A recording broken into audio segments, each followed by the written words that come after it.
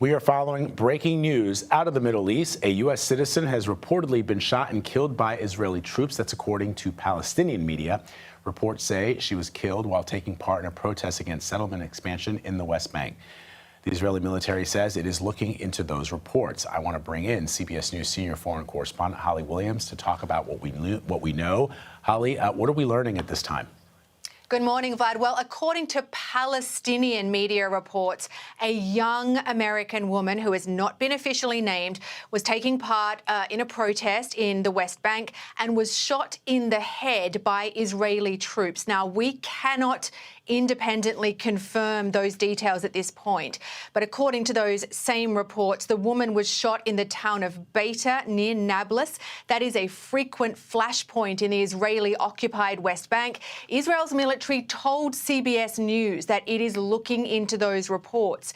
The Associated Press is quoting local doctors saying that the American woman was 26 years old and died after arriving at the hospital. They are also saying that she was an American of Turkish descent.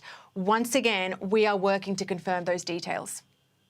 Holly, that is a report out of the West Bank, but over in Gaza, it feels on one hand, if you listen to U.S. diplomatic sources, that we are getting the Israelis and the Palestinians, as represented by Hamas, are getting closer to a ceasefire. And on the other, you've got Prime Minister Netanyahu saying no chance. What are you learning?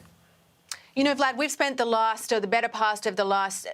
of the last year reporting on the October 7th attacks, the aftermath of those attacks and the war in Gaza. But meanwhile, there's also been a spike in violence in the West Bank during the Israel-Hamas war. And in many instances, those are attacks carried out by Israeli settlers on Palestinians. According to Palestinian officials, over 600 Palestinians have been killed in the West Bank by settlers and by Israeli soldiers since the October 7th attacks on Israel. The US has imposed sanctions on a number of individuals in recent months over settler violence.